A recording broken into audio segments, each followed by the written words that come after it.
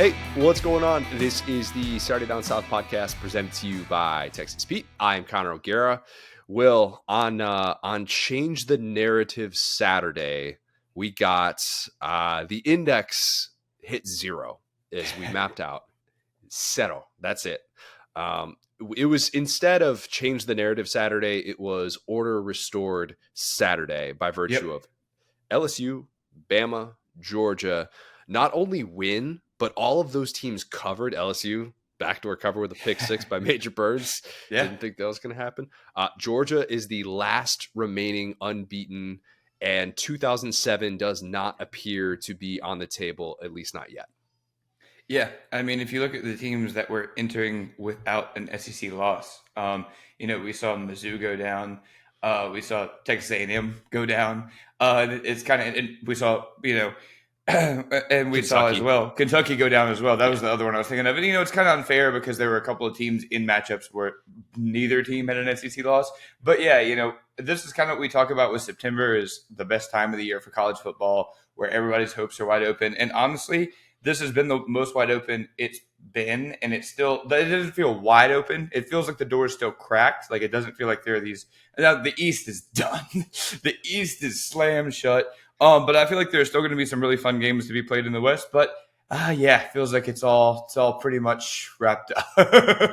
if you're doing power rankings right now, and Ole Miss fans probably aren't going to like me saying this, but if they're being 100% honest, and if we're just talking about neutral site, the Josh Pate index of who would win, who would you pick to win in these specific games, your top three is still probably Georgia, Bama, and LSU. And I guess maybe if you want to switch LSU and Bama, I don't know. That is probably still where we're at. Or if we're not at that place, and if you want to put Ole Miss, because Ole Miss obviously has the head-to-head against LSU. Okay, Ole Miss fans, don't hate me. But you're still looking at a reality heading into mid-October wherein that's not a crazy thought to have. And for all the craziness that we talked about potentially being on the table, Saturday did not feel like it thickened the plot more so. It felt like it thinned out in a pretty significant way. Let's say this.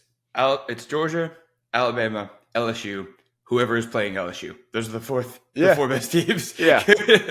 LSU's opponent instantly number 4. You want to have a get right game for your offense. All you got to do is run into those Bayou Bengals, and buddy, let me tell you, they're going to make you feel pretty darn good about yourself. We're going to get to that game, which was just a thriller. It was kind of everything I hoped it would be in terms of the scoring back and forth. Don't really know how it's going to end. We're going to get to that in a second. We're going to get to all of the SEC on SEC action this week. Let's start with Bama and A&M. I wondered, and we talked about this in the pregame, I wondered how this would look for the Jalen Milroe arc. A&M's defensive line was feasting in this game, and they feasted in this matchup last year. I thought it was their best game that they played all of last season. And this year, at least early on, it was kind of more of the same. And on the road, you're wondering, how is Jalen Milroe going to handle this? It looks like Bama, for whatever reason, is still dealing with these snap issues. I don't know why Bama can't figure out a snap. That part is baffling. 8 pre-snap penalties I think they had in this one. Just some of the things that they do over the course of a given game. You're just telling yourself, how does this stuff still happen? And I came into this one, and even early on, you're wondering, how much does Tommy Rees trust Jalen Milroe in the passing game? What's that going to look like? Because last week, Mississippi State, juicy matchup. Nope. Jalen Milroe is going to throw the ball 12 times. We're going to stick to what we think we do best. And that was good enough, and it worked. I thought Jalen Milroe played excellent. He did. Not perfect. Yeah. Not perfect. Still telegraphed a pick. He took, I think it was 6 sacks behind an offensive line that, as Cole brought up in the pregame, was pretty overmatched, I thought, in some significant times. That hit that Edgerrin Cooper had on him, where he just popped him in the back. And then the very next play, Milroe throws that pick, and you're kind of wondering, oh man, how's he going to look coming off of this? This might be a downhill stretch for him early in the second half. And it was not. It was not at all. I thought he played great. Consider this. In a game that Bama had to avoid the alternative, a can't lose game. Not a must-win game. A can't-lose game, right? But if you lose this game, you lose control of the West, and getting that second loss when you're Bama, first weekend of October, would have hit differently. All those circumstances, and you're facing a halftime deficit in front of 102,000 people on the road. Jalen Milroe had career highs in completions with 21, pass attempts with 33, passing TDs. He tied his personal high with 3, and he had a career high with 321 passing yards. That's pretty good. That's big time. That is big time. Now, it's not going to all of a sudden make us feel like, oh, this guy is in the same breath as the Bama quarterbacks before him. But that's the type of stuff where if you're going to win a division this good, you need to have moments like that. You just absolutely had to. And I think even A&M fans by the end of this day were saying, all right, that guy can play. He's not just a runner. He was starting to hit on some of the intermediate stuff as well. And they took advantage of what looked like a juicy passing game matchup. The Jermaine Burton connection. Whenever Jermaine Burton was in single coverage, they pretty much said, we think we can win that every time. Barbecue chicken. I love barbecue chicken. Every time. Oh, that made me hungry. I haven't had breakfast yet. That made me really hungry. There were so many instances in which it was pretty obvious that Tommy Rees, Jalen Milroe in the pregame said, hey, if we get single coverage on the outside, we don't care if it's Josh DeBerry, I think he's transferred from Boston College, if I'm not mistaken, or Tyreek Chappelle, who was a guy that A&M fans had some high hopes for. It just had a really rough year for them. It was like every time they got them in single coverage, they attacked. And it didn't matter that Jermaine Burton came into this one quiet. What do you have, like 8 catches for 189 yards on 13 targets on the season coming into this? And he basically matched that production. He matched the amount of targets. I think it's fair to say we're not Burton guys. Correct me if I'm wrong. You're not a Burton guy, are you? Yeah, I mean, it's just like we talked about it. It's like he's such a hard guy to root for because of what he did against Tennessee, because of, he'll get a 10-yard catch for a first down. He's immediately up in the guy's face. But yeah, you got to give credit where credit's due in this one. He balled, man. I mean, he had almost 200 receiving yards, 2 tutties. And it's like, hey, unfortunately, if you play that well, you get stuck with as much trash as you want. He's got a little John Starks in him. That's no, there are not a ton of people that are going to be like, Connor, you're exactly right. No, think about it. He's got some John Starks in him where he can have these stretches where he looks unstoppable and he looks really good. Now, this was a game in which he put it all together for the first time in a long time. And then he has other things that he's going to do even within that same game where you're just like, dude, you can't headbutt Reggie Miller. What are you doing? We need you out here. Jermaine Burton talking trash immediately after he had a drop 2 minutes before that. And I still think that guy, more than anybody else in the SEC, gets judged based on the teams that he's played for more than the production that he's actually had. I for the first time in 3 years, he played like a number one receiver for basically a full game. He did. Yeah. That is his first time hitting the century mark against FBS competition since JT Daniels' first start at Georgia. Nah, you're kidding. The Mississippi State game. Say that again. That is Jermaine Burton's first time hitting 100 receiving yards in a game against FBS competition since JT Daniels' first career start at Georgia in 2020. Well, that's why he was so chippy, man. It's a once-in-a-lifetime experience. I mean, he had a drop. He had the fumble in the game. But outside of that, he was great. He was fantastic. That slant where he basically made 3 A&M receivers miss in space, and he's shushing the crowd. Bama needs some of that. You know what? Like, Bama needed one of these guys to step up. And even if they're not going to be that guy for the entirety of the season, because I still don't think Burton's that player, they needed somebody who at least thinks he can be that guy over the course of a game. It says, I'm the alpha. I'm the best player on this football field.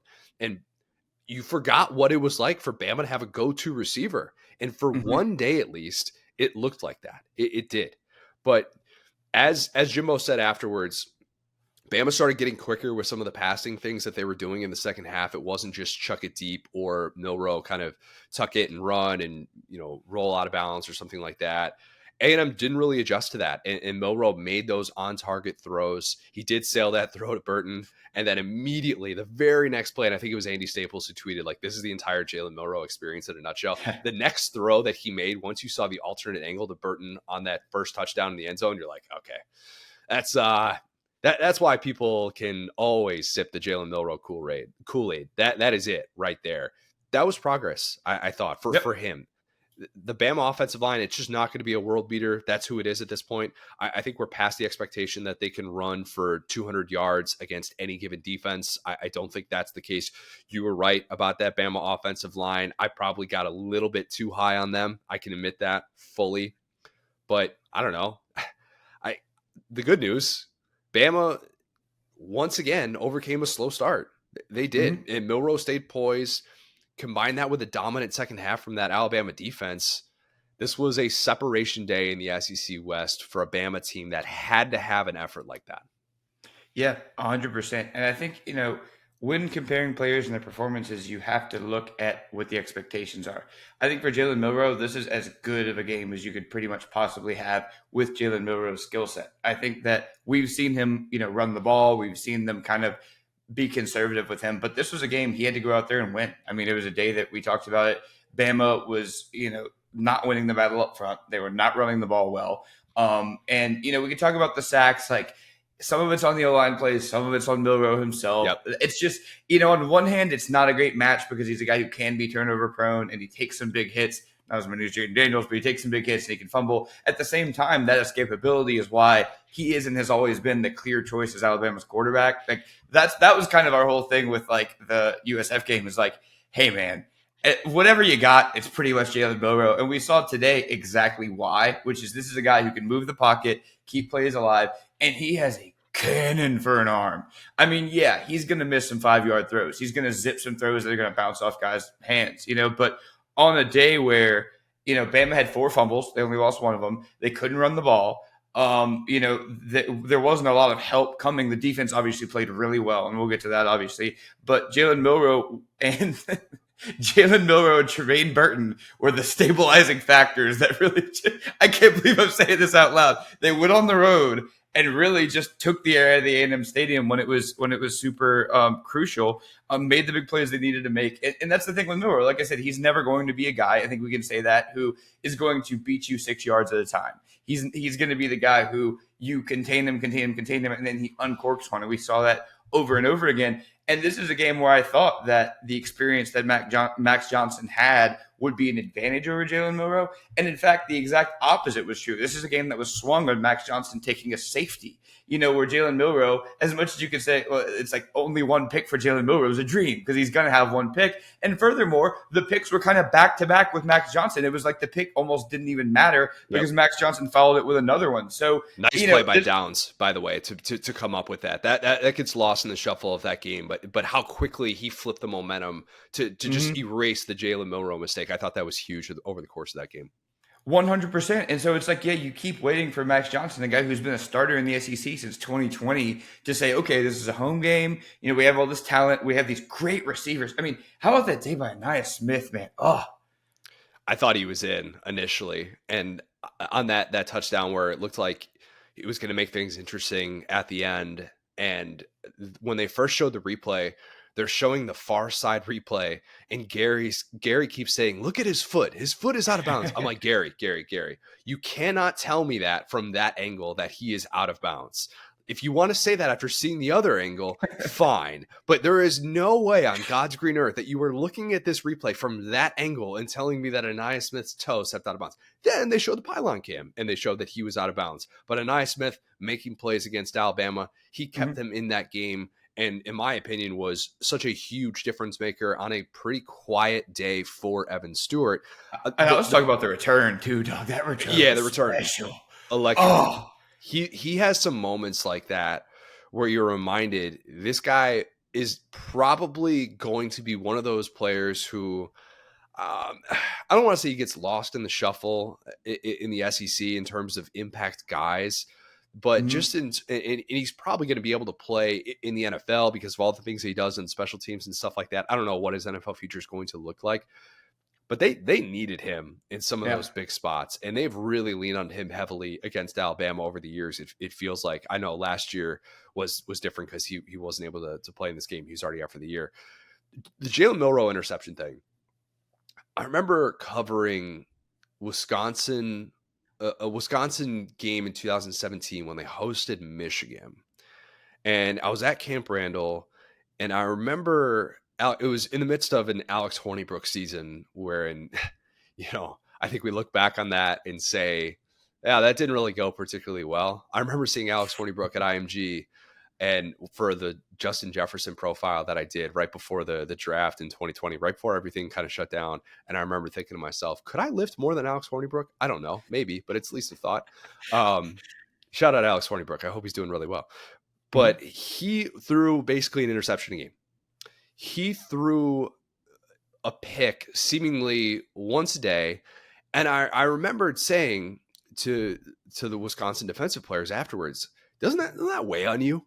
Isn't that just like the biggest kick to the nuts to know that your quarterback is going to have at least one of these turnovers?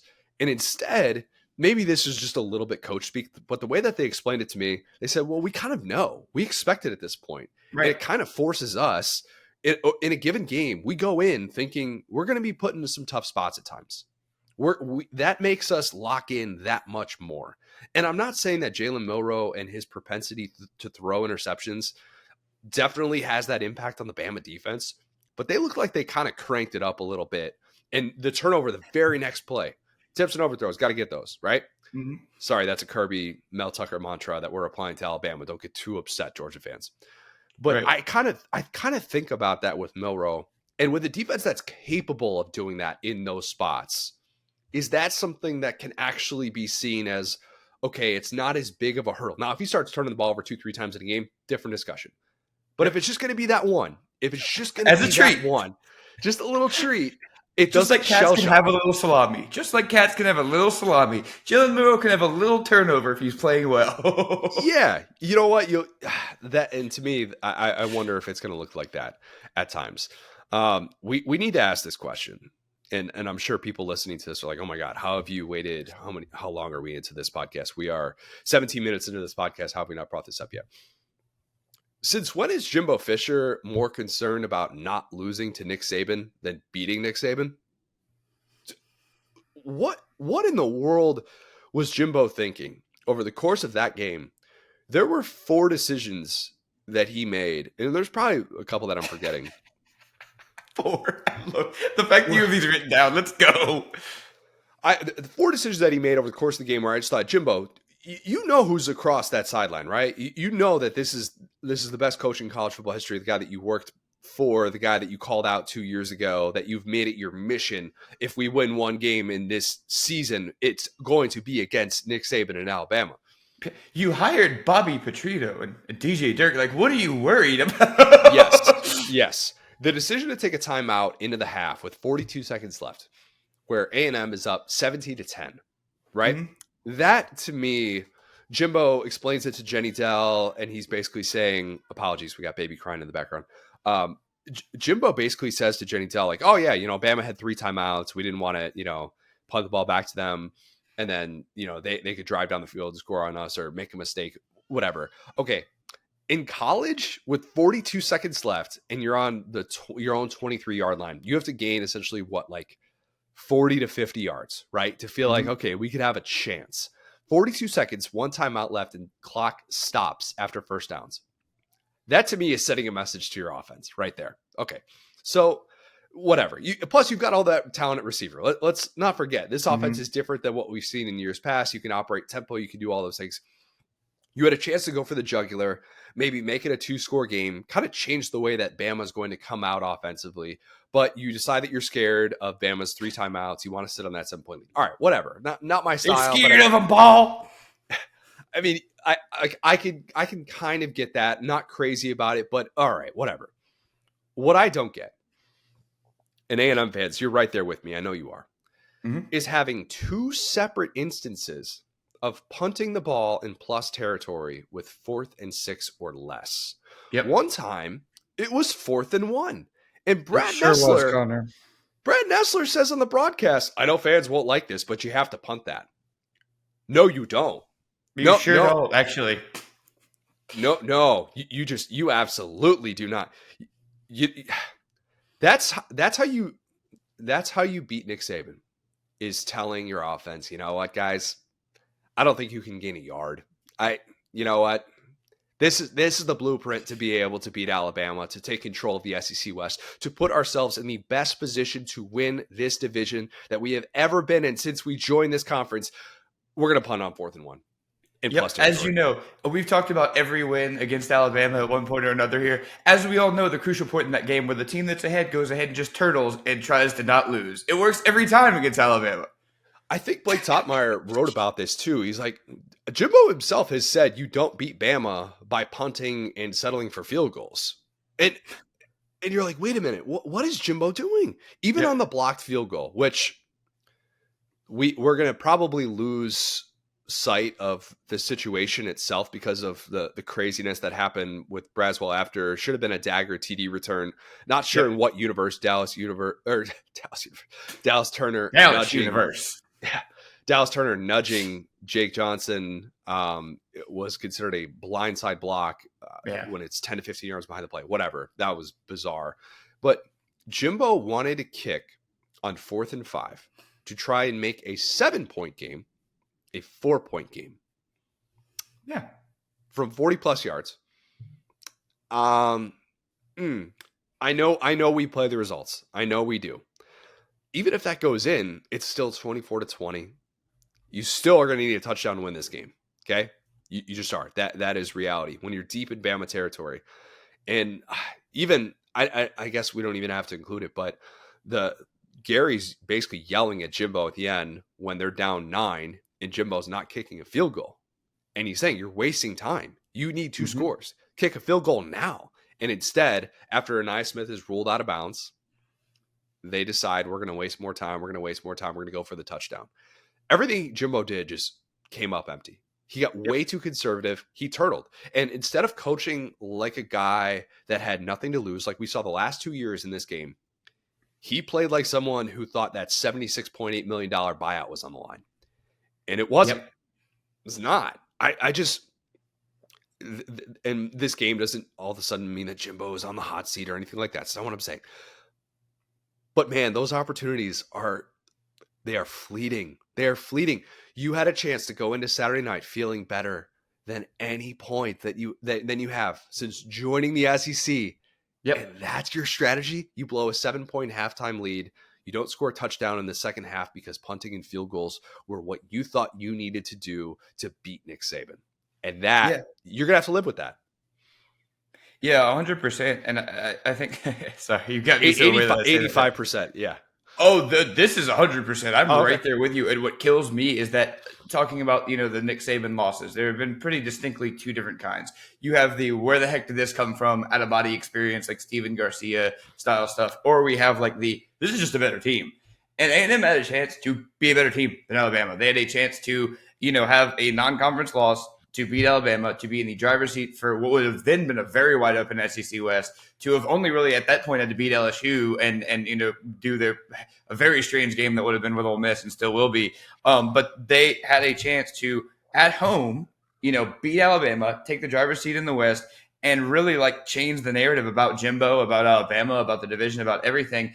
And it kind of just goes to show that it's like Jimbo, whenever it doesn't matter, whenever it's against LSU late in the season, when it's against Alabama, when they're already kind of out, then they can beat Alabama. Then they can beat these big teams. But when you actually need him to be the guy that you paid him to be, he's just not that guy anymore. I think it's safe to say that, because beating Alabama is not the goal at Texas A&M. It's winning the SEC West and winning a national championship. Beating Alabama, you shouldn't, when you have those facilities, that stadium, those recruits, you shouldn't think, well, we're just going to be the team that surprises Alabama. You should be in the driver's seat of the West sometimes. 6 years now, and A&M, I'll say it, even though it's only one SEC loss, and who knows, maybe things will get weird, things will get crazy, but it's going to be 6 years now of Jimbo Fisher in which you haven't won a division title. And we don't have to talk about buyouts or anything like that. That's just a bummer if you're an A&M fan that is seen what the hype was when he came on board. And now you see these opportunities slipping away, and opportunities that are there. And you have that advantage up front. And you've kind of built this team the way that you could have hoped for. And you're still seeing you're coming up just short, because it's so obvious now that the West runs through Bama 3-0, all division wins. Bama doesn't go on the road until it travels to Kentucky in a month. So think about that too. Kentucky and Auburn, those are the last 2 road games on Bama's schedule. I'm not saying that Bama goes 8-0 in SEC play. I don't think that's a given by any stretch. I am saying that the division race heavily favors Bama. I think ESPN FPI, take that for what it is, or ESPN Analytics, one of those two things, had it as like 83% for Bama to win the West. I think it's probably even more, because think about this. Even if Bama loses to LSU still has that A&M game looming at the end of the regular season. That's still on the table, and LSU would still have to be 7-1 in the West with that defense, which we'll talk about in a second here. And I don't know that you can bank on that. The scenario that I drew up in the preseason is still in play, Will. And that is the scenario that would make you, as an LSU fan, probably lose 3.5 years off your life. I think that is, Bama loses to LSU loses to A&M in the regular season finale, and then Bama wins the West on the last day of the regular season by virtue of winning at Jordan-Hare or something like that. That's still on the table. I don't know that we'll get to that place, but Bama has options now. It has a lot of options, and if you were hoping for chaos in the West, this kind of squashed that for the time being. Yeah, I think it's all been said. I think this is just a game that, we know who Jimbo is. I mean, and not to take everything back to LSU, but it's like Brian Kelly has more division titles than Jimbo Fisher. Think about that. Brian Kelly in the SEC has been to more conference championship games than Texas A&M in the 21st century. Oh, gosh. Yeah. Even if you want to include the Big 12 as well, by the way. Man. Yeah, I mean, it just is what it is. This is an A&M team that it's impossible to feel sorry for, even though that, Wigman goes down. Oh, no, you got to start a guy who's been starting in the SEC since 2020 who, transferred because his brother was a top tight. You know what I'm saying? Like, it's not like when you watch Kentucky get throttled by Georgia and you're like, oh, those guys. Like, this is like, you should be on this plane. So instead of talking about that, I'm going to talk about, what a great way to send out the SEC on CBS. I mean, we had just an insane game where everybody was so certain how everything was going, and it was a coin flip, right? Like, you talked about how the commentators were certain about things that were just dead wrong, but they were also certain about things that were right. And the funniest thing I've seen in a while was they had a graphic that was comparing Blake Sims, Jake Coker, and Jalen Milroe.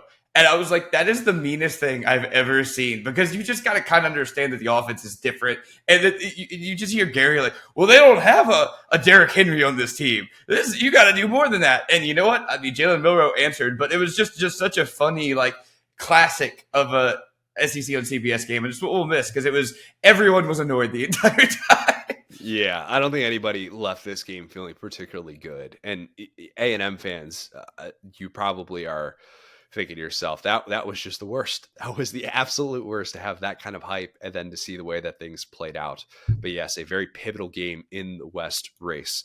Let's go to LSU and Mizzou. This game was a lot, Will. It was just a lot.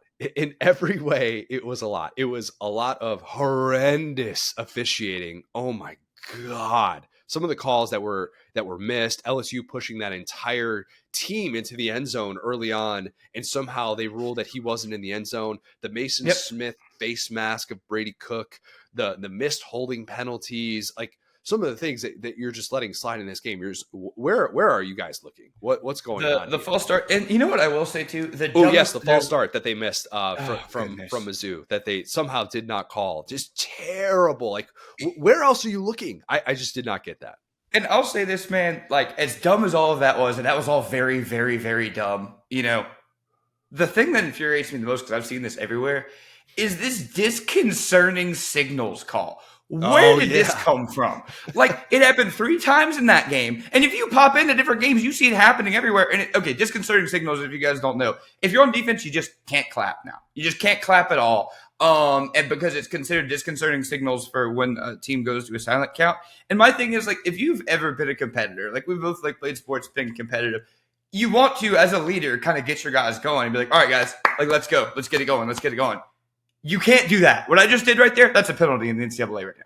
Bob Wischusen was saying that I think it's only the disconcerting signals comes into play if the offense uses it for a snap, and then like if the offense uses it early on in the game, that is the message to the defense: you cannot do this at all for the rest of the day. If the offense never uses a clap for the signal, then the defense, I believe, is allowed to use it. So that could be the discrepancy as to why it is called in certain instances and why it is not. And I think because Mizzou had used the clap for its snap count, then that was what allowed it to be called. But it's still such a game by game, play by play sort of thing. And you're just like, I don't know how to figure this out. I don't know when this is going to be called. It's not like we all of a sudden have this signal that goes off in the course of a game, like a little thing that, you know, how you can watch during a game and you see how many timeouts the team has left. It's like, oh, this offensive team has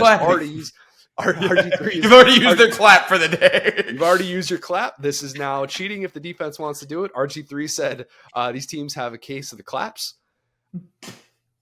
I don't know where RG3 comes up with this stuff. Like some of this stuff is premeditated. It totally is. But when he's coming up with that, I'm just like, look, man, this game was a lot. This game was a lot. It was a lot of points. It was a lot of missed tackles. It was a lot of momentum swings. And it was a lot of big picture takeaways for both teams. A game in which LSU, I think, felt fortunate to win. Did not have on my bingo card. What if I had a bingo card while watching football? Just every single game. Did not think LSU pick 6 was going to be the final meaningful play of this game. DBU, it's back, baby. Bend don't break. I don't know, man. That was survive and advance for LSU in every sort of way, and nobody embodied that better than Jayden Daniels in the performance that he delivered. Before I praise Jayden Daniels, Will, how many years did this game take off of your life? It was 3.5? Is that the number? Man, between this week and last week, like it felt like the Twilight Zone. Like it was literally like the crew was the same. Like it was RG3 was on both.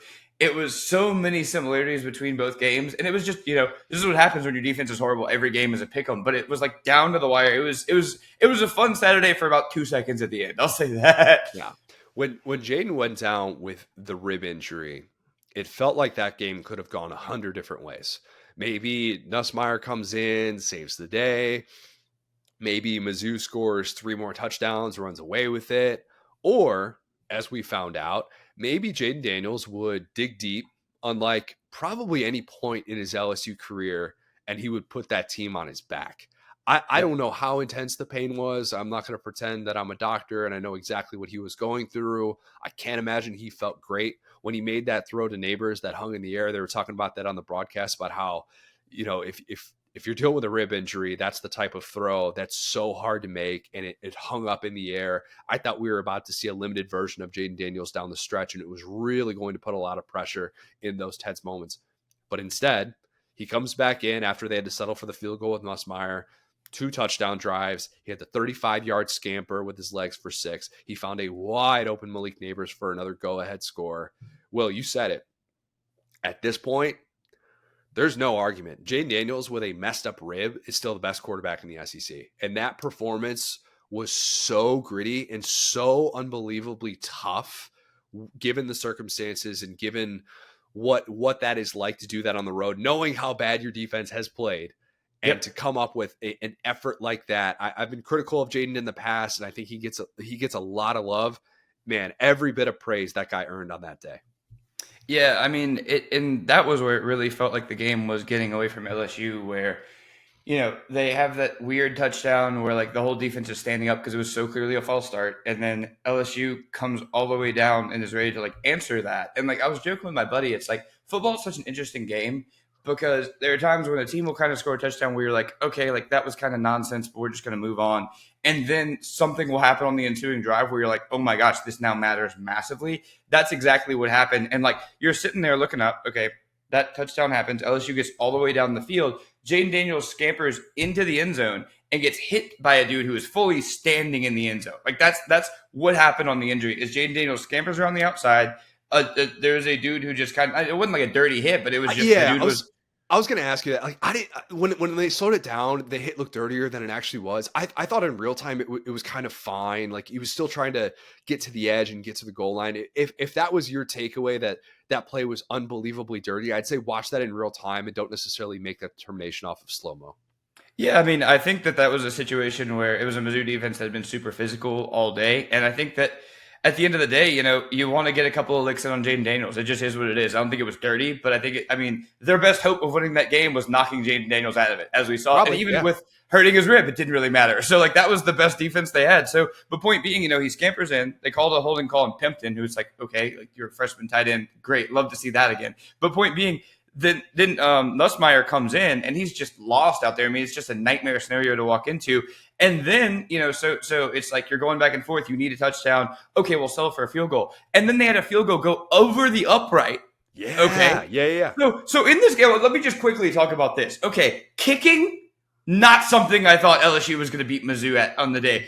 Going into half, Mizzou and our buddy, the thicker kicker, banks one off of an upright to go in. And I'm like, oh my gosh. Then he shanks an easy one. LSU's guy Ramos is 2 for 2. And we're like, okay, we're feeling great about the kicking game. He has one sail over the upright and they count it no good. And Connor, you texted me like, I thought that was good. I'm sitting there screaming at my television like, oh my God, we're going to lose this game that at this point we certainly don't deserve to. Okay, boom, fast forward through all that because that was the chaotic part of it. LSU's defense finally gets a stop. Jayden comes out there, man, and just ball. I mean, you know me, and how much, what this means coming from me. That was maybe the grittiest performance I've ever seen by an LSU quarterback. And, I remember Joe Burrow playing a national championship with what we thought was a broken rib. The fact that Jayden comes out there and is scrambling for first down after first down, so clearly injured, he hurdled a guy. Jayden is going to put himself in harm's way. Yep. At this point of his career, 5th-year starter, as much as I wince whenever he does that, he's just never going to fully get rid of that. And even the play where he took the hit with the rib, I thought it was a little bit of that where you're thinking to yourself, you still got to protect yourself probably more in that spot. And he's going to have to learn how to play through pain and how to come back, because if you're going to be susceptible to those types of hits because you don't want to protect yourself in that way, then all right, this is the type of toughness that you hope to be able to show in these spots. And he did that. He did that. This is who LSU is at this point. And that offense, Jayden Daniels, he fully understands it. He really, really does, in a way that I don't think he did last year, even when he was coming back so often early in the season. 5 minutes into the second quarter, Mizzou already had 219 yards of offense against LSU. They sure did. That meant in an 80-minute stretch, LSU had allowed 926 yards of offense. I typed that out, and then I thought, that's a typo. I messed that up. Let me do that again. No. 707 yards of offense against Ole Miss that they allowed, and then 219 through 20 minutes against Mizzou. No, that's 926 yards of offense that they allowed. Any hope whatsoever that LSU was going to come out and contain Mizzou, and they were going to flip that switch, they were going to make the week-to-week adjustments. Nope. And I want to praise Mizzou's offense, okay? And I'm going to get to that. But I don't. LSU, you don't want to praise Mizzou's? Okay, let me do that then. Let me do that. Okay. Luther Burden's incredible. He was still really good in this game. Quieter second half. Sometimes I think to myself, it's kind of amazing how Mizzou lost its best offensive player from last year, Dom Lovett, and instead all they did was put Luther Burden into that exact spot. And they have gotten better for it. And that just never happens. It's so atypical to see something like that. It's almost like when you have a guy that goes to the NFL and he was this guy who was your all-time leading rusher in school history. And that's not what Dom Lovett was at Mizzou. But he had a really, really good year when he was on the field. And then all of a sudden you bring in the guy who's a sophomore and you're like, oh, wait a minute. This guy can score 80-yard touchdowns and he actually gives us more versatility, more home run playability in the offense. That's kind of what Luther Burden has become. I did not expect Brady Cook to play a perfect game. I definitely did not expect his interception streak to come to an end at the hands of Harold Perkins in coverage. Didn't have that on my bingo card either, Will. Didn't. He's just Goku. I mean, like, think about this. We're sitting there. It's third down. We haven't gotten a pass rush in 2 weeks. LSU does not have a sack in 2 weeks at this point. Matt House inexplicably puts Harold Perkins in coverage, and the dude just jumps out of the gym like Jordan and breaks the consecutive completion records without an interception. That tells you how weird this game felt and how unpredictable it was. And Cook ends up having the second interception. The loss in the shuffle play, though, was the backside sack where he had that fumble when they're trying to come back in the fourth quarter late. And they lost. What did they lose? Like 20 yards? Yeah, it was 4th and 32. Yeah. Oh, and it was 4th and NFL blitz. Man, it was that was the play that I thought. Obviously, the pick six looks really bad. But that was the play where I thought, oh, man, you needed to be able to protect. You needed Brady Cook to be able to kind of sense that backside pressure. And no, that did not happen. And I end up feeling bad for Mizzou fans in this game. Chris Budden, friend of the program, Mizzou grad, he's talking about, I've never seen the student section look this good. They were so fired up. They were ready to go. 11 a.m. local time kickoff. And that atmosphere looked really good, and they were just chomping at the bit for a victory. You have a lead late, middle of the fourth quarter. You're feeling like this could finally happen, and your program could be taking a step in that direction that you've been waiting for. And then it plays out like that, and you're reminded, if you're a Mizzou fan, this is kind of why we can't have nice things. That's I don't think Mizzou's a fraud. Yeah. It's just a wasted opportunity. It's a wasted opportunity. Your offense was thriving. Brady Cook still looked solid, but shaky at times. And I thought the O-line mostly protected well, but just too many missed opportunities. If you're going to win a game like that, you can't have double-digit penalties at home. You can't have coverage busts where you're leaving Malik Neighbors wide open for game-winning touchdowns. The missed kick with thicker kicker Mevis, like all that stuff. You can't be that sloppy in a game of that magnitude. And the top-ranked run defense in the SEC letting up 274 rushing yards for LSU. Yep.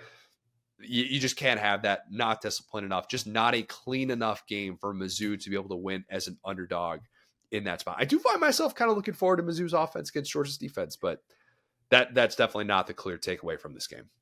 Okay, because like in this game, to be clear, if you guys didn't watch this game was chaos. The way that we're covering this game is appropriate. Like it's because we're sitting there like, oh, and this happened, literally. So I'm going to quickly take this back to Jayden Daniels and just kind of show a microcosm of this game. Okay, so I remember like Mizzou, I didn't even say this. After LSU's defense got this one stop, they missed the field goal. It feels like the sky is falling. They get a stop. Mizzou has this insane punt that just goes completely flips the field. And Jayden Daniels, like, we don't think he's coming back in the game. Last time we saw Jayden Daniels, he's on the ground, like, basically, like, wincing. He's not, like, a screamer or anything, but as much pain as he'll show, he's showing. Jayden Daniels trots out there. He's got to go the length of the field. And you hear, and I mute my television after, like, 30 seconds because I'm getting emotional. I hear Robert Griffin III being like, he's really going to have to manage that injury. And I'm thinking to myself, Robert Griffin III is a guy who I was about an offseason away from buying his jersey. Like, I loved him as a player. And I'm sitting there looking at Jayden Daniels, who's obviously like in so much pain. And I'm like, oh my God, he's one hit away from just like being done for the year, from ending up like RG3. And as much like, I remember watching that game with the Redskins and being like distraught as like have no dog in the fight, being so happy for this player. I'm sitting there looking at Jayden going, oh my God, please don't do that. Goes all the way down the field, scores, da-da-da-da. Okay. Now, juxtapose that with Mizzou. Okay. Mizzou, this is why, we talked about the state win against Kansas State, da-da-da. Eli Jigrowitz showed me something today, and it's that he's just not that guy. Because when you start the game, okay, and you're up 22-7, okay, LSU can't stop a nosebleed. What swung this game happened so early in this game that all this other stuff, you know what I'm saying, it mattered. It certainly mattered. And this game was back and forth and back and forth. I'm not telling you the game was over. But what truly sunk Mizzou was the first pick that Brady Cook threw. Because after that pick, he was a wildly different player. Like night and day, like turn on the lights, fraud alert player because they go down in their first 3 possessions, and it's like I started to text you, Connor. I'm seeing things out of Brady Cook that I didn't see out of Jackson Dart last week. Because even when the coverage was there, he was hitting guys in the hands. That dude Weiss, uncoverable. I was worried about Luther Burton, and I got to know Weiss because that dude on the first 3 drives, I was like, they got 2 of these things. We can't stop this team. But then he throws this pick. And then suddenly, instead of trying to test the worst DB room in America, instead of trying to get the ball down the field to the best receiver in America, and in a game that had Brian Thomas Jr. and Malik Neighbors, I can look at Luther Burton and say, that's the best receiver in America. And they decided to, instead of get the ball down the field, instead of let him get a 50-50 ball, 80-20 ball if you're Luther Burton, they're throwing the ball at the line of scrimmage. They're running the ball. They're doing these dumb little bubble screens. So I'm sitting here as an LSU fan going, please keep doing that. And so that's what kills me. From a game planning standpoint, they lost this game. There's just no way to say it because you have a defense. Like, I think that we as commentators try to sometimes take away positives when it's only just a lack of negatives. Did LSU's defense improve in the second half? Sure, because you can't get worse. Mizzou handed them this game because we saw when they needed a touchdown at the end of the game, how easy was it for them? Yeah, it was. It was. And part of that, I think Kirby Moore has been a great hire. He's got to be able to take responsibility for that as well, because if he's the one that's calling plays, he's part of that blame. The pick 6 with Major Burns, they were targeting Luther Burton, but it was a misread in zone coverage, and it was a downfield target. And you think to yourself, just force the ball to Luther Burton. Good things usually happen. But I think he missed that throw. I think Jayden Daniels can make that throw. That's the thing. I just don't think the throw was there. I think the coverage was good enough to be able to make that play. And I think that's the tough area and why this is so difficult, even against a team that is struggling the way that LSU was, is that you're still a bad read or 2 away with how good LSU's offense is moving the ball. You're still a bad read or 2 away from costing your team a chance at a comeback. And the margin for error is still really slim. And it was for that Mizzou offense. They hadn't had pressure put on them in that sort of way all season. And in that defining moment when you needed that comeback, they kind of unraveled. And it was, I think for Drink, I think for Brady Cook, for Kirby Moore, it was one of those games in which you thought, man, this was there. This was there. Everything that we thought we could do, we did. We did. And instead, we still did not play the 60-minute game that we needed to be able to come out with a win. That game next week, Mizzou travels to Kentucky. Interesting. Very, very, very interesting. Mizzou could have been a top 15 team heading into mid-October. And instead, home fans are still hoping for the first win against a ranked team, involving a pair of ranked teams, I should say, at home since 2013. And let me say one more thing, because honestly, probably 2 of the top 5 craziest things that happened in this game we haven't even talked about, which was Drake going forward on 4th and 32, and then Jayden Daniels fumbling on the ensuing. Like, we're sitting there, it's 4th and 32, and it's like, you guys are so. That's where I was going back to with injured Jayden Daniels. It's 4th and 32. You guys are so scared of injured Jayden Daniels. You go for it. You don't want to give him the ball. And then it ends up being the wrong call anyway, because LSU does not get a first down. They give the ball back to you. And that read where the dude shot the gap and just hit Jayden Daniels in the ribs, oh my gosh. Like, this game almost was a Mizzou win, even with that terrible decision. There was, I think, a minute 15 left, and Mizzou had all 3 timeouts, and it was 4th and 32. And the conversation was, wait, you got to punt it, right? I think you kind of do. Kind of like, duh, right? That was an instance where, okay, you have 3 timeouts. You probably do have to punt that. Again, we play the results on this. Obviously, if they it's 32 yards. I know, but punting with a minute 15 left when you're down is just so out of the norm. There's no situation in the world in which you've probably ever done that. And instead, you're looking up going, well, I guess we just got to go for it. We're going to have to get a defensive stop anyways. So I don't know. That part's a little bit tougher just because of how, and we're going to talk about some clock management issues. Oh, yeah. But man, and by the way, missed this in the Bama game. My brother brought this up to me. We're gonna dunk on Miami a little bit later on. But Saban not having the ability to get through to Milroe when Milroe threw that pass on first down instead of kneeling at the end of the game. You're like, wait, what are you doing? I think Gary yelped when that happened. It's like we had clock management issues across college football that just made you want to pull out your hair. I don't know that quite falls into that, but you could have easily punted the ball and said, we have 3 timeouts. Let's just get a stop here. Right. Yeah. Okay. Let's go on to Kentucky and Georgia then. It turns out not everyone can hang with Georgia. Breaking news. Breaking news. The 2-time defending champs, they made those adjustments. Kentucky still cannot hang with Georgia. Cannot. And I thought Georgia was going to be able to go back to the drawing board a little bit defensively. I didn't think that the passing game for Georgia would suddenly look like peak 2022 levels. That was, in my opinion, a continuation of the Auburn game, at least from what Georgia was doing offensively. The scheme is working. Bobo's dialing up great looks. They're attacking downfield. Carson Beck looks comfortable. They're protecting for him. Beck had over 300 passing yards in the first half of this one. That is against a good Kentucky defense too. That has been rock solid so far, albeit against one of the worst schedules in all of college football. I speculated, hey, maybe it'll be a lad game. Nope. It was not a lad game. It was just another Brock Bowers game. Imagine that. Yep. Crazy. 3rd consecutive game that he passed the century mark. Will, most SEC tight ends will not have 300-yard games in their careers. Okay? Yep. Bowers goes for 7 and 132 in a TD. You just said Jermaine Burton had one since pre-COVID. Right? Yikes. He actually had a drop in the end zone, too. So it could have been an even bigger night. McElroy said on the broadcast that Brock Bowers was human right after that. Yeah, I was dying laughing. That sounded like us. That was a good one. Look, I might have said that on McElroy's airwaves once or twice. I'm not saying that he definitely stole that from me, but I was sitting there, Arthur meme, with the fist clenched, like, don't you dare say that Brock Bowers is human. Don't you dare. I'm still TBD on that personally. I love how they were just I love that. And again, you know me, I'm not a huge McElroy guy, but the fact that he was leaned into the bait, he was like, "You got to turn your cleats in after that drop, young man. That was terrible."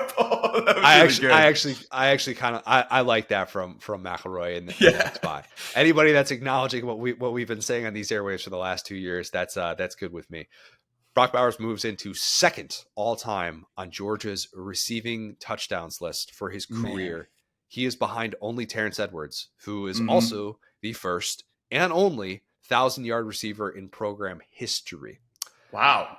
Yeah, that's the stat that to me, I'll throw that around. And that's one that I've talked to McElroy about before. Yep. Bowers is up to 545 receiving yards in the season. Look at him compared to the rest of the tight ends in college football. It's insane. He is so far and away ahead of everyone. Even if Georgia misses the playoff, and let's say that Bowers only plays 13 games, right? So let's just say that for the sake of math, and we're just talking about it as it relates to the Heisman conversation, which I have a note that we're going to get to later in Yah of Nah. So even if Bowers only plays 13 games, he still only needs to average 65 receiving yards per game the rest of the way to hit 1,000 receiving yards. That's just in a 13-game season. Yeah, I think with a broken rib, I'll let Jayden Daniels, he could average that. If he's out there, he's getting that. Dude, he is playing at such a high level right now. It doesn't seem fair. Bobo called for a direct snap to Bowers on 3rd and 5. Tight end got a direct snap on 3rd and 5. It didn't work, but I was like, yeah, whatever. Could have. Good call. I would probably do that. If anybody was playing NCAA and you get to have Brock Bowers on your team, you're going to probably have some of those spots where you're like, 3rd and 5, Brock Bowers. Yeah, he could probably pick this up for us. He'll find a way. Mm-hmm. But anyway, Kentucky did not have a chance in this game. It didn't really matter that Liam was dialing up some looks, man. Kentucky's scheme was not an issue at all. And I thought Ray Davis still made his presence felt.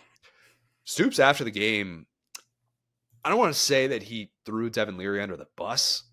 He clearly was not happy with Devin Leary. He talked about, I don't usually talk to quarterbacks during the game.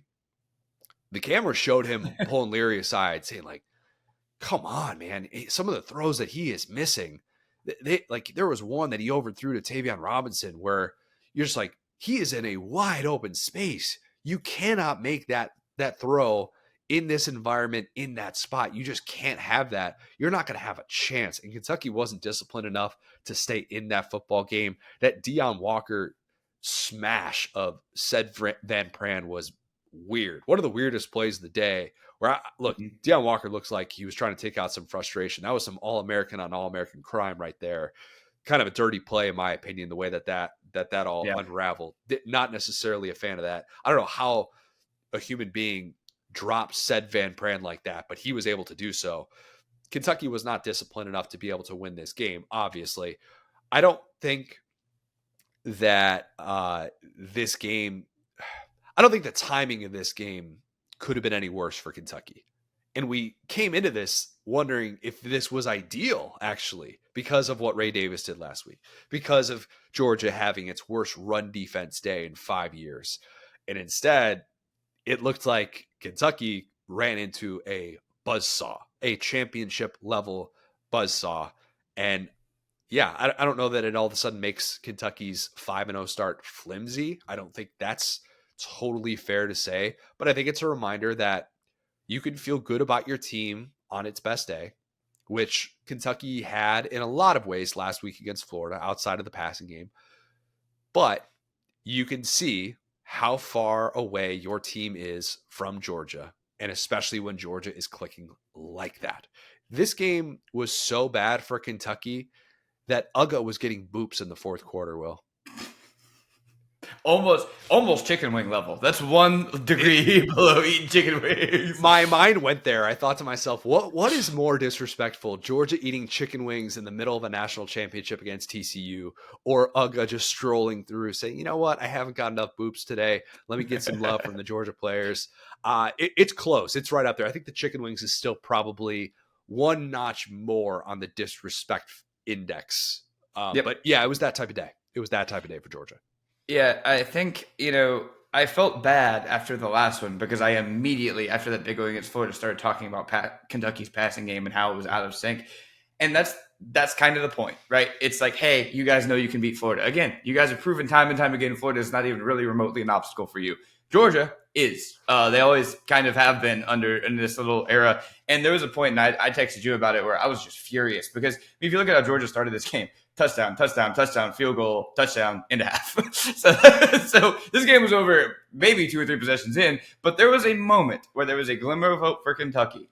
And like I totally agree with what you said, that the scheme was there. There was a dude streaking across the field on like a 3rd down, wide. I mean, like you could have made this throw, and Devin Leary just airmailed him. And I think that was the Tavion Robinson throw. I'm pretty sure we're talking about the same play. Yeah. And it's like, man, like that was so brutal. And like I said, I texted you immediately. It's like, that's when that game ended to me because they showed, I was trying to find like the exact thing. I'm sorry if you like brought that up, but yeah, it just shows like how out of sync this past game is. And like I was texting you, I was like, dude, he's got to be throwing missiles. Like there's no way that all of these receivers are trash. There's no way that everybody has drop problems. Like I sent you this metric that shows like, basically who's getting the most help from the receivers. And at the top, or I guess at the bottom of the list, I want to phrase it that way, was Leary. Like he had the most drops, the most batted balls, the most all this stuff. And as much as I would love to say we love Leary, like, Tim Beck survivor, like we love the transfer coming in. But I think at some point when you have a quarterback with this much seniority, he's got to be able to get his guys the ball in those spots. And I just think that they never stood a chance because even when the offense was getting guys open, they were just unable to be in sync. I don't know. I know the takeaway is Georgia looks championship level. Oh my God, this team does have that upside. Get all that. I was thinking about Stoops a lot. And I was thinking about how frustrated he probably is to think about this in year 11, wherein he recognizes the weaknesses, the limitations of his team. He made the scheme change, which is not an easy thing to do. He goes out and he gets his offensive coordinator back, an offensive coordinator that is now making close to $2 million. That looks like it's working. Your transfer portal additions mostly look like they're working. Ray Davis has been all SEC running back, no doubt about it whatsoever. Your offensive line looks improved, which you overhauled via the transfer portal as well. You still have a really good defense that you feel strongly about. And then you go out, and even when you're undefeated, and you see you're that far away still, and you're that far away. You got one of probably the two best quarterbacks from the portal. Sam Hartman, you could make the case, was number one, and maybe Leary's number two, or some variation of that. At least that's where tough day for those guys. Tough day, very tough day for both of those guys. And you're still that far away. That far away. That is a really tough pill to swallow. And for all the talk about how Mark Stoops has the best job in America because of the job security, because of the expectations, and because of what he is currently making now as a member of the $9 million club. If you saw the Steve Berkowitz USA Today coach's salary story that came out earlier in the week, it's a must click for me every single year.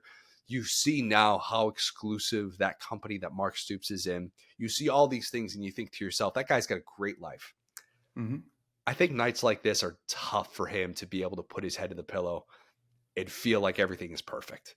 And that's a very obvious thing to say when you get smashed like that. But when you see that wall that you're just not going to be able to climb, the competitors have a difficult time stomaching that world. And even though that world has changed, and I think Kentucky has adapted pretty well to that world with NIL and the things that they're trying to do, that to me is just one of those reminders that you can have maybe the best job in the world, but there are still things that leave you feeling like there's a piece of you that's empty. And I thought about that a lot with Mark Stoops. Look, you get smashed by Georgia. Nobody's going to say that means you're any lesser of a coach. You can throw this game away and move on to Mizzou pretty easily. But just for the overall trajectory of the program, I just kept thinking about that. So I didn't mean to go as long on that, but I don't know. Just that was a very telling game, I thought, for Kentucky. Yeah, and not to dumb it down too much, I fully agree with you. I think that makes a lot of sense, and I think that Mark Stoops has to kind of. This is so tough because we both are just he's a lad. Mark Stoops is a good dude. We love his story, love all the Youngstown stuff, love that the players he's probably given more players NFL futures. Let me try to think about how to correctly phrase this.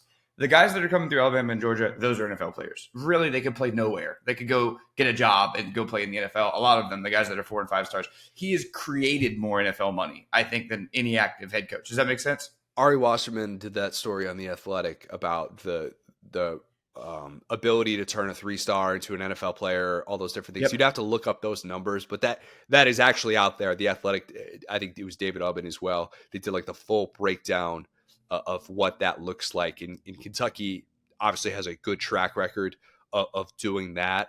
But at the same time, you say all that, what do you do? What can you possibly do at this point to prevent that from happening?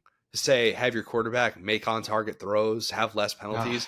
I don't know that there's an adjustment to make, and that's probably the most frustrating thing, is because you've done what you've aspired to do by maximizing your resources, maximizing your recruiting, finding those diamonds in the rough, and still that's the result. That's my point. Yeah, and where I'm going with that too is I do think this is a perfect spot for Mark Stoops, and I hope he doesn't get greedy and go elsewhere, because what he has established, he can be in this game at home. Let me try to put it that way. But when this game is on the road, turn your TV off. It's not worth watching. Yeah, even at home, it's been difficult to score against that Georgia defense. At least, last year they were in a pick'em game with a worse team against a better Georgia team. That game was back and forth, and I think that's kind of where we're at with the Stoops thing, which is that he's good at what he's good at. He's bad at what he's bad at, and his style of football just doesn't really seem to travel. I think it's pretty safe to say that when you now have had that test case of last year where your offense was so clearly worse, and your defense. I think his defense is even better this year, and they got carved up. Yeah, but I think overall this was a reminder. Georgia still very much knows what it's doing, and they have an upside that is maybe as good as there is in the sport. Yep. Let's talk about Arkansas and Ole Miss. What a fun game. This is a weird game. Weird game. Will, have you ever been so hungover that you – stay with me on this. Have you ever been so hungover that you have to be around people and they approach you because they can tell that you're hungover?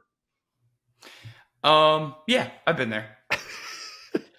Like, Let me go a step further. I went to Europe, obviously, like this year, and I was there with my stepbrother, who is like in AA, and it was so funny because he knew that me and Brady were get after it every night. Like we'd see him at breakfast every morning. He'd be like, "How you gentlemen feeling this morning?" And we'd just be like, "Good, man." yep, that's it. That Right was that the breakfast right there. I was like, "Doing good, man." Okay. So when you're in that spot, that next day, whether you're in Europe, whether you're here, whatever, you're not doing things with anything other than a pass-fail approach, right? It is get to where you need to be at a specific time, or just don't be obnoxiously late. It is minimal effort with small talk at a family function, if that's where you have to be when you're hungover. It is not attacking anything on the long-term to-do list. You don't have that kind True, of that's a good energy. one. Yeah. I thought Ole Miss reeked of that on Saturday. I did. And credit Arkansas for not being the thing that just let Ole Miss sleep in and ease into the day. Arkansas did not do that. On the heels of Ole Miss having that emotional win against LSU, this was a game in which they ran into a team that was capable of making that headache even worse. Arkansas went up to Ole Miss's room, pounded on the door at 7 a.m. and said, "Hey, you've got 20 minutes to shower, eat, and get in the car to go to grandma's house." That was the role that Arkansas played. When Arkansas came out with that long scoring drive, I was thinking, this is about to be the LSU game all over again. And we just counted them out, and then boom, they're going to make this a miserable experience. And Ole Miss is going to think to themselves, by the end of this day, just get me to the couch. Just get me to the couch watching TV doing absolutely nothing so that I can fully nurse this hangover. This is maybe your best metaphor, and I'll tell you why. Because those two head coaches are exactly those two guys. Like, Lane Kiffin is the guy who's, like, passed out on the couch, and Sam Pittman's drinking his coffee up at 4 a.m. like, "Yes, sir! Like, let's get it going, boys!" And, like, Lane's just like, "Dude, shut up! We just beat LSU!" Lane's hair has gotten so disheveled this season. And it really goes back to SEC Media Days, too. And I just remember thinking at Media Days, what is Lane doing? Is that just the style he wants to go for mop top hangover? I don't know. Whatever the case. One of my friends had a conspiracy theory that Lane's hair is attached to his visor. Oh, like a Guy Fieri situation? Yes. I'd seen him without a visor, but she hadn't. I was like, oh, that might be something. I think Jim Weber tweeted that, actually, that exact thing. Yes, he did. He definitely did, where it was the Guy Fieri. And yes, it's Fieri, not Fieri. It's Fieri. Yeah. Where he had the visor with the hair on top of it. And I was just like, I have an appreciation for Guy in ways that I'm not sure the average person does. And Lauren always makes fun of me for this. And I definitely looked at that homage apparel that has Guy Fieri and NFL teams paired up. And that is just a match made in heaven. I need to get on top of that. But Lane has a little bit of that. And Ole Miss looked just a bit hungover. They did. Arkansas, at least, they made this a 60-minute game. That defense, Travis Williams, I think, has actually been a really good hire. And they've been banged up in a lot of different areas. And their defense has improved. And they played really, really hard in that game. Ole Miss didn't convert a third down until the fourth quarter. Yep. I don't know what they started. It was like 0 for 9 or whatever it was. Jackson Dart was banged up early. He's apparently working through something. The bye week is coming at a really nice time for him, it looks like. This is not the type of game that Kiffin typically wins. This is the type of hangover game in which Kiffin is like, look, I got to bail. I can't be at this barbecue. I need to go home, take some Pedialyte, sit in a dark room, and just chill and blast a fan on myself and deal with this the way that I know how. And look, they were able to win. They were coming into Saturday night. Ole Miss was underlaid, was 3-10 when it was held to less than 28 points. 3-10. That's it. Yep. They win shootouts, not defensive struggles. That's why the game last year against Kentucky felt so weird. And this game also just did not feel like a typical Ole Miss win. And I bet there are a lot of Ole Miss fans who were sitting there thinking, we're about to lose this game. When our offense is this unreliable and this hungover, we don't win this game. And look, they were able to do that.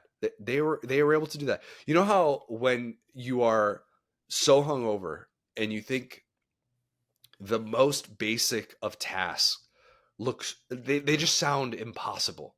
You know, you're like, wait a minute. Normally I could just go outside and mow the lawn like it's no big deal. I just go grocery shopping. I just do this. What? How? In what mind frame do I need to get to be able to do these things? Ole Miss in this one was basically like, wait a minute. We normally go out there and we try and go over the top and stretch teams out with the passing game. Like, what? That seems impossible. Ole Miss didn't have a passing play of 30 yards in this game. They did not. Think about how bad Arkansas got gashed in the passing game last year. And they've kind of made those adjustments a little bit. They still can get hit there every once in a while, but not in this game. But the most important area where Ole Miss was not hungover whatsoever was turning Arkansas into a one-dimensional attack. Because as we saw, you can have Rocket, you can have KJ, and you can still be held to 1.2 yards per carry if your offensive line blows chunks and it can't block a soul. That's not being hungover. That's just permanently sick. Have they body switched Bo Limmer? What's going on with that guy? They've moved him around. They were moving things around even within this game. They're changing things up at center. It's bad. It's bad. I don't know what can be done at this point. Arkansas allowed 9 TFLs in this game. That's 46 on the year. They have averaged 9 TFLs allowed against Power 5 competition. That's 9 instances in which you are falling behind schedule. How are you supposed to have drives, have touchdown drives, when that is just a given? When there is those are just such drive killers. And look, maybe you get, I don't know, 9 offensive drives in a game. That's it. Those will kill so many of your drives. And Arkansas is just feeling like it is always climbing uphill. Always. Yep. Even when they get out to an early lead like that, it's just always uphill climb. This schedule has done them no favors. So you think to yourself, all right, you've lost 4 in a row. You're finally out of the woods. The schedule is going to get easier. Nope. You go to Bama next week. Good luck. Do. Good luck. Yeah, it was bad. I don't know. I have no answers for this Arkansas offense at this point. I don't think Sam Pittman does either. Yeah. So really quick, I want to add on to that metaphor. So the location that Sam Pittman is waking Lane Kiffin up for, certainly church. Yeah. If you guys, if you've ever done a little bit of partying in the South, especially when you're younger, that's always the bell call you got to wake up for is okay, it's got to be good for church. Want to make sure that we're not doing anything bad. That was exactly what that was. But yeah, I will say this, I think that, let me try to think about how to say this correctly. Can I ask you this though? Are we talking traditional service or are we talking modern service? Because that makes a big difference. Oh, I mean, it's always been modern service for me. That's my experience. And that is definitely better because you get the music going a little bit. You get your free coffee. You can get it together. The attire is different too. Oh, That's a key part of this. Whereas if you're going to the more traditional, you got to dress a little bit nicer. There are certain elements to it where I don't know, that hangover is just the worst possible thing that you could have going into that. Yeah, you can get you a little bit of hair of the dog if you get that good Jesus music going. You get you some coffee in you. You kind of start waving your hands. By the time the sermon gets going, you're locked in. So I think that's exactly what happened to Lane Kiffin. And so I'll say a couple of things here. These are 2 games that I feel like I don't want to be too mean to Lane Kiffin, but I do feel like I don't know that he showed me a ton in the last couple weeks, and I felt it coming when he had the excuse. Lane Kiffin, he loves an excuse. Whenever he saw that Jackson Dart was a little bit banged up, it was all everybody talked about for the rest of the game. Not factoring in that KJ Jefferson is a Frankenstein monster at this point in his career, where it's I'm sitting there going, are we really talking about Jackson Dart taking a hit here when KJ has just so clearly not been right for most of the football we've seen him play? Same thing with Rocket. Rocket is great of a back as he was last year, just really doesn't have that extra gear this year, it feels like. But, I say that to say we've talked about it before with this Arkansas team. It's KJ and Rocket are just some guys we like to watch. They're just some guys that have been through a lot, talking about with KJ going all the way back to the Chad Morris era. And just, they were this resurgence of Arkansas football. And you see them out there, man, and they're just taking hit after hit behind this bad O-line. KJ is going to give you a bad turnover because he's just punch drunk at a point, and I like know. it just keeps happening. It's like against A&M he had a bad turnover, against Ole Miss he has this bad turnover, and it's like, man, like I feel so bad for you, and I can't even blame you, because the fact that Arkansas is even in a game with Ole Miss at this point, I'm just blown away that you guys are even able to make this happen based on the struggles that we know that you have. So yeah, I mean, like you said, I think that the future is not looking great for Arkansas. And as much as we love Sam Pittman, like those discussions are probably coming just because there's not really a way. I mean, this is what kills me, is I was thinking to myself, well, if they find a way to win this game, which it really looked like they were going to for a while, their offense was the better offense kind of on the day until Ole Miss turned it around at the end. And it was like, okay, well, if they win this game, I think Sam Pittman the rest of the season can go however it wants. He's pretty much saved his job, because this would be this big win that you could say, okay, the guys believe in Sam Pittman. And that's what was so frustrating about this game, is this was a game that the guys were playing so hard for Sam Pittman, and every snap felt so crucial. And it was hard to watch, because the guys just kind of looked banged up, and you knew the turnover was coming, and sure enough it did. And then second, it's like, you can't really do that again, and you can't really do it again against Alabama. That was an empty the tank game for Arkansas, I feel like. I think if they lose to Bama, Pittman's record at Arkansas falls below 500. Man, that is significant for that buyout. Again, I do not want Sam Pittman to get fired. I'm biased. Love the guy. Those conversations are being had. They just are. It's very hard to lose 4 or 5 in a row in this conference in year 4 and not have those conversations. That is just reality. Ole Miss, real quick. Bye week coming up. Should be the 3rd consecutive season that Ole Miss goes into late October as a top 15 team. Just take that for what it's worth. We talk about the lack of quality wins. Still, having relevance, I think, is what Ole Miss hoped for when it hired Lane Kiffin. Yeah, they have gotten that. I will definitely give them that. Even though I think this group looks still very 8-4-ish.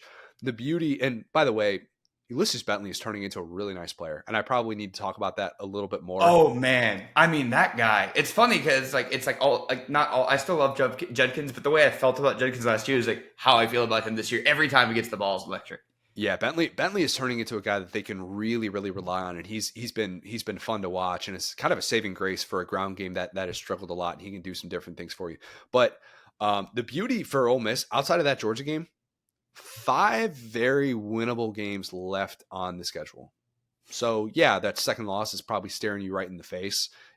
I still think that they probably will lose another game besides that Georgia game, but you're feeling like if you can come back healthy post bye week with Jackson Dart, with Trey Harris, who just for whatever reason can't play 2 consecutive games and stay healthy, which is such a bummer because he's been great in a small sample size for them, the wide receiver transfer from Louisiana Tech. But still, they need to be able to kind of get healthy and get right. Still heading into the bye week with 1 loss, I think for an Ole Miss fan, that's kind of what you were hoping for coming into the season. Yeah, and I think sorry, really quick. The thing that's funny about you is when you don't try to be funny, you're almost the funniest. I'm laughing because I'm like sitting there and I was like, yeah, against he has very few wins against quality teams. I was sitting there, I'm like, he really did just beat a pretty bad LSU team. That was not a quality team. They beat. I'll give him credit. He beat a preseason top 5 team. That to me, like it looks worse because LSU got that second loss by virtue of playing against Ole Miss. So right, yeah. It's chicken or the egg. But yeah, I will say, like, in the micro, some stuff about Leighton frustrates me. I've talked about it ad nauseum. In the macro, this is, the best Ole Miss has been consistently, certainly that I can remember, probably since the Cutcliffe Manning days. But even then, I still feel like this team is weirdly more consistent, as inconsistent as Lane Kiffin's been. So, just to kind of scale back, this is a game that we've seen Ole Miss as a whole and Lane Kiffin specifically lose. And I will give them credit for like being, second place in the West, like top 15. Like that's a really, really good place to be consistently. I wish LSU could do it. 27-10, I believe, in their last 37 was the graphic that they showed at the end of that game over the course of 3 seasons. You'll take that if you're an Ole Miss fan. All right, yep. Real quick, let's talk a couple takeaways from Vandy in Florida. No Trevor Etienne. Wish I had known that coming into this one. Didn't have 2 of their starting offensive linemen. Didn't matter. Did not matter. Vandy couldn't stop the run. Montrell Johnson Jr. was great. Florida run blocks at a really high level at home. Graham Mertz completed 83% of his passes, did so behind a pretty lackluster offensive line in terms of pass protection. That's still an issue. But every single time, the over-under that I should probably start doing for every Florida game is showing the national leaders in completion percentage, because you get to put Mertz on that list every time. He was second, I think, coming into this one behind like only Bo Nix, I want to say. Both of which average depth of target. Yeah. Average depth of target, probably not doing either of them favors. But again, but if you had shown me those guys against air, I wouldn't have picked them to be 1 and 2. So that's improvement for sure. Agreed. Like Mertz is still not going to be the guy that's going to stretch the field. Didn't have the downfield passing attack in this one. Ricky Pearsall continues to do great things, but still, he's doing what's being asked of him. And that is what we continue to say about Graham Mertz. He is a good enough SEC quarterback, and I don't think he has been a minus for them. Even the games that they have lost, Utah, Kentucky, I don't think you would look and say, man, they were a quarterback away from winning that game. It was other issues that probably hurt them more so in that one. The one interception that they have was like a halfback pass where, Mertz throws behind the line of scrimmage, and All-Bang, the drum team member, CJ Taylor, kind of swoops in, makes a really nice interception, kind of came in out of nowhere. A reminder that running backs aren't quarterbacks. Just, I don't know why we needed that reminder, but still we got it. Florida puts up 38 points at home, was in control on a day where it would have been really bad if Florida was not in control, and it didn't put up 38 points for all the things that we talked about with Billy Napier's offense coming into this one. And I can talk about how absurd it is that people think Billy Napier is about to get paid $31 million not to work. But if you start losing to Vandy in consecutive years, you make realists like myself reconsider what's possible. You don't have to worry about that. That's not the conversation after this one. Nobody's going to be asking you about your play calling. That's the way this works, Billy Napier. You score points, you don't get questioned about scoring points. You don't score points, you get questioned about scoring points. Yes. What a concept. Results-based business. That's what this is. When you lose to Vandy, we make fun of you. When you beat Vandy, we say, great job, you scored some points. Very simple pass-fail grade here. Yes, 500 yards of offense. You don't have to use that as some weird way to justify that your team actually played well, a la Dan Mullen at Kentucky a couple years ago. You did the things that you hoped. This is the blueprint for Florida, something that we've talked about a lot.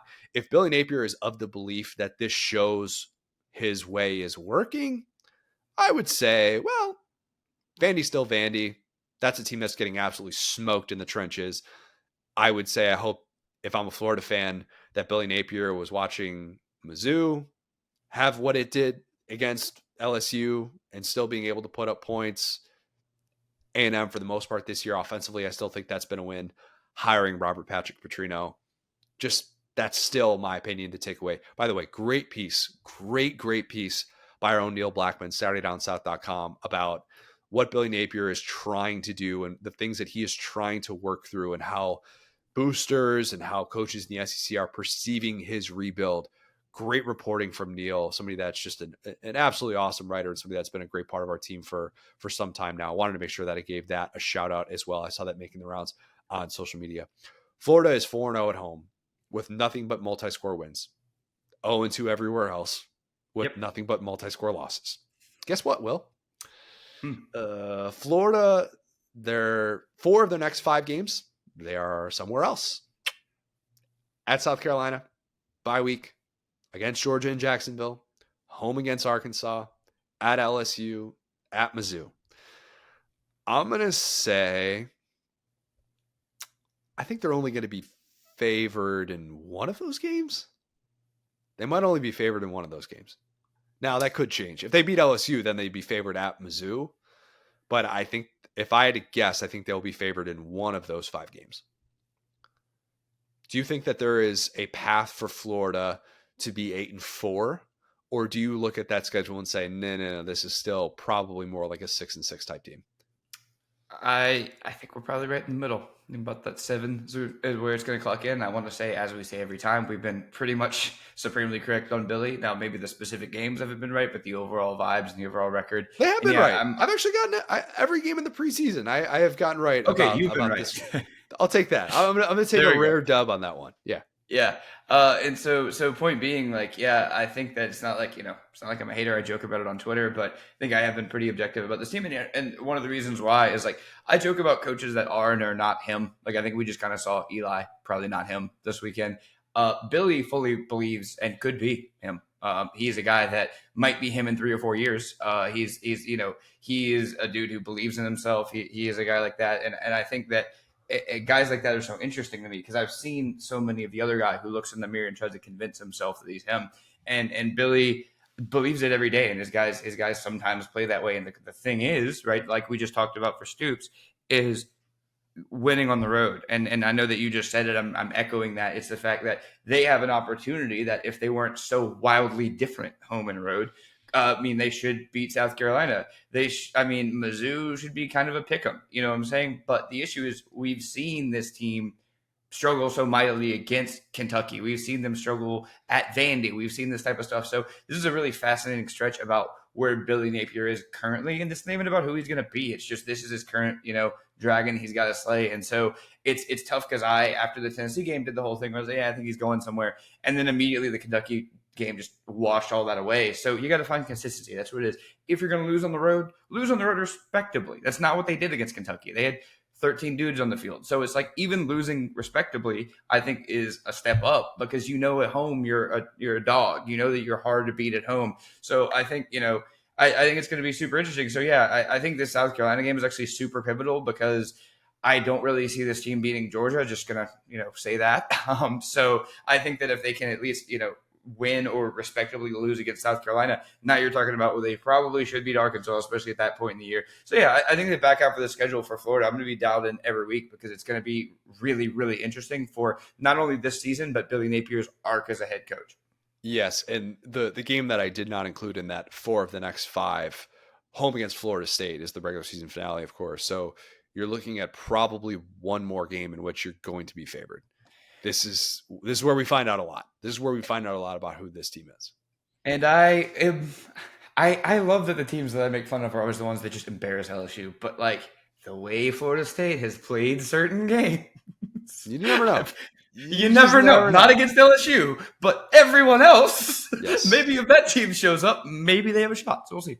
Some defensive issues for sure with the Seminoles. Okay, let's end with some Yah or Nah, Will. 3 questions here. Yah or Nah, the SEC's only guys who can get to New York are Jayden Daniels and Brock Bowers. I think at this point, probably we've talked about, who's the second best quarterback. I think that there may be a Carson Beck situation. Maybe we get a little bit of Carson Beck takeover, maybe. But I think if you look at the Georgia offense, man, you're looking at Brock Bowers. I mean, as much as I really do think that Carson Beck took a step forward, he's not the best player in his offense. It's honestly not close. Yeah. Entering the day, I looked this up because I wanted to make sure I wasn't losing track of something. I wanted to kind of see where those Ray Davis odds were just in case he exploded against Georgia and kind of know what that was going to look like game to game. Jayden was first among SEC players at 35-1. He was 10th overall in the odds. That's it. Yep. I'm guessing those have since improved. Brock was 70-1, 16th overall in the odds, but second in the SEC. Jayden's pre-Heisman pace, if LSU doesn't win the West. So we're just talking 12 games. Consider this. 38-4 TD to INT ratio, 3,938 passing yards, 844 rushing yards, 8 rushing TDs. So total, that'd be 46 touchdowns and 4,782 yards. That's a 12-game pace, and they have had a difficult start to the schedule, I would say, for sure. Jayden getting to New York is by no means off the table. It's not. And people are going to say, like, all right, well, yeah, you've already had that second loss. You can go back and find quarterbacks that have played for teams that haven't necessarily been in the national championship conversation, that have still been there, that have still been part of that. Obviously, it helps you. But if he's putting up crazy numbers, which it looks like he's going to need to do with how bad that defense looks, just if you can get odds on, guys getting to New York or something like that, Jayden is looking the part in so many ways. I mean, it's not going to be Burrow levels of LSU dominance for a quarterback, but that pace is insane. And we should probably be talking about it a little bit more. He definitely has all SEC first team looking like that is very much on the table for him. Yeah, I mean, if losing disqualifies you, we're talking about Caleb Williams repeating and a guy that will not win a national championship. I'm here to tell you right now. We both stayed up till the wee hours of the morning and watched this dude struggle Yeah. mightily against Arizona. So it would be one thing if you had like a Derrick Henry or like one of these dudes who's on like an undefeated team. We're again seeing exactly just a Lincoln Riley quarterback, which I mean, is he the most talented one of those? Probably not. That was probably Kyler Murray. So point being, like, I've been so out on that dude from the jump. I don't like the way that I just don't like the way that he processes struggle. I think that's something that we've seen kind of over and over again. I was talking to my buddy about this, where it's like Lincoln Riley attracts quarterbacks that are basically just one and done basketball players. And so, yeah, I think that for the Jayden standpoint, if your whole thing is like, Jayden loses, their defense is bad, it's like, you guys gave Caleb Williams this award after he lost to Utah for a second time last year. Like, I don't know what to tell you, man. Losing to Alabama is not the same as losing to Utah. True. I still think Caleb was worthy, and he had a bad night against Arizona. And like you said, I stayed up and watched that. As I was watching that too, you know what else I did? I looked up I tried to find the last Power 5 tight end to hit 1,000 yards in a season. Because I think if Brock were to hit 1,000 receiving yards pre-Heisman, that would be really significant. Last Power 5 to do that, only Power 5 tight end in the 21st century that I could find was Jason Morrow, who Mm-hmm. also played at Texas Tech in a passing game where they threw the ball 55 times. And if I recall, there was a big issue with his blocking, and that's why he didn't even win the Mackey Award that year. God, I So love voters.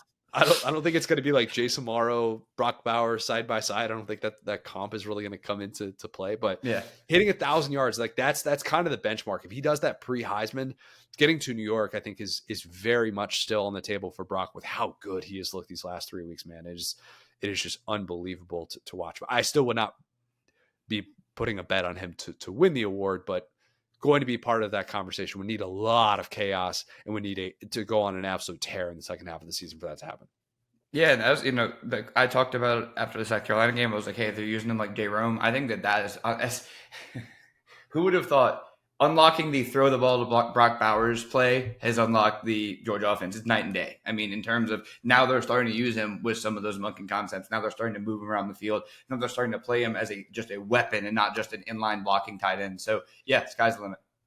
Yah or nah, Oklahoma should be a top 3 team after beating Texas. Lock of the week hits. Yeah, I don't know what we've seen that makes them not. I mean, this is like another night and day, which is Lincoln Riley's Oklahoma and Brent Venables Oklahoma. Man, those boys are some dogs out there. They can push some people around. They absolutely can. I would rank Oklahoma ahead of Ohio State. I'd rank them ahead of Michigan. I would. I would have no if you want to tell me today Oklahoma is number 2 and even put them ahead of FSU, I'd probably still put FSU at 2 if I had an AP vote. But Oklahoma at 3, I don't think you should be looking beyond that. I think they should just trade places with Texas. I really do. I think that's one of those instances which, look, they just, after the start that they had, where I talked about that, only team in the country, top 5 in both scoring offense and scoring defense. Yes, strength of schedule is not particularly good, but when you actually confirm, hey, we're doing some things right by going out and beating that Texas team, forcing the turnovers that they did on Quinn Ewers, man, I was really impressed. I think Oklahoma is absolutely legit. Probably going to get a rematch in the Big 12 championship, though, and who knows how that'll play out. Again, just another reminder, Brendan Venables' defense, Jeff Lebby offense, good combination. Good combination. Who would have thought? Yeah. Yeah, and I mean, we were big on them last year. Turned out to be a year early, but I think we were right. I mean, I don't think that was a bad take. I think it just took, you had to get all these losers out of the system that were played for Lincoln Riley. They overhauled the defense too in the portal big time. And this is another reason why we don't judge year 1 coaches on this podcast. It's another reason why you don't do that. Unless it's good. Yeah, unless it's good. Speaking of year 2 coaches, Yah or Nah, the U is back to being the national punching bag. Oh my gosh, bro. I was telling you off camera, 2 of my buddies were at that game, and I turned it and I laughed for 10 straight minutes, bro. If you didn't see what happened here, Miami had a 3-point lead, and they fumbled the ball when they could have kneeled. And with 33 seconds left, Georgia Tech, Haynes King, my guy, I never sold my stock, never. No, I very much did. They went 74 yards. Haynes King finds former Bama receiver Christian Leary, Orlando native, 44 yards for the win with like 2 seconds left. If you've seen the Miami player on the bench who is just going to be a meme for the rest of time, you know that is just like as deflating of a loss. Mario Cristobal, what in the world are you doing? Some bad clock management issues between Jedd Fisch not knowing in double overtime that you need to start going for 2, trying to kick a field goal instead of going for 2 when you had the touchdown at the end of the first overtime. Just the Saban thing that I already brought up where Milroe is throwing the ball on first down and stopping the clock. Just bizarre clock management issues that we saw all over the place in college football. Mario Cristobal watching an undefeated season have its first blemish because of that. Oh, not a good day for your boy Tyler Van Dyke either. To have that in that spot, you got to be a little bit more aware. Yeah, and I think I was talking to one of my other buddies that was not at the game obviously last night, and I was just thinking it's like Miami has got to be the most like memeable program in the country, because it's like, okay, let me take Iowa for instance. Iowa is doing the best with what they got. You know what I'm saying? They're putting out these NFL tight ends, they're putting out some defensive players. Is Iowa doing the best? Is Iowa doing the best it can by having nepotism lead the offense? I would argue no. No. And I'm saying I don't like that part of it, and they could improve that. But okay, they hire Garrett Riley, or they win a national championship. No, you know what I'm saying? Like they just don't. I mean, they're a fine football team that I think overachieves almost every year, despite that. But the thing about Miami is like they have like I was joking with my. Let me ask you this question: what % of Miami's games do you think they have a talent disadvantage in? Just Clemson, pretty much, right? Nah, well, I mean, it depends how you look at Florida State. We already talked about the composite rankings and how they're complicated with them because of how portal reliant they've been. They probably have the talent advantage. And I don't know, 80% of the games they played, they didn't have the talent advantage against A&M. If you're just looking at it from that standpoint, but it's so hard to be able to tell. But yeah, the vast majority of the time, they probably still have the talent advantage. Yeah, and like that's all I'm saying with that is like, there's only so much we can make fun of like teams that just don't have the resources to win national titles. Miami every single year finds a way to just blow it, and like this against Georgia Tech is so typical Miami, because it's like, yeah, you still have to beat, FSU, Clemson, do X, Y, and Z. You're doing well, but you still got to do that. And now it's like, well, now you got to go undefeated, and you're not going to do that because you're Miami. So like, I hate to say season's over, but it's like you needed to have a puncher. You needed to coin flip those 2 games and have a bunch of stuff go right for you. And now that's just not going to happen. And like I said, it's like you're sitting there, dude. The guy you were talking about, Lee, not to like do this whole thing. He came from UCF. They gave him NIL money to come play center. The guy that was crying on the bench, that guy got paid to come play center. That's what I'm trying to tell you. It's like I can't feel sorry for this team because they pay for all these dudes and then they lose, and they've achieved so much less than A&M, and I make fun of them. Look, college football is not good unless Miami is also good. And when the internet tees off on Miami for losing in that way, it means that college football is bad, or at least that's the lazy narrative when it comes to Miami having all 15 people in the stands watch them lose in devastating fashion. I told Connor, I said, yeah, 2 of my buddies were there, man. Without missing a beat, dude just goes, so that was like half of their attendance, huh? Yeah, cool. Good for them. Look, there are actual I know some diehard Miami fans. I do actually feel no, they are. They just don't go to the games. But still, gosh, what a bad way to lose. Let's go out on that note, Will. Week 6 was great. Start to finish entertainment.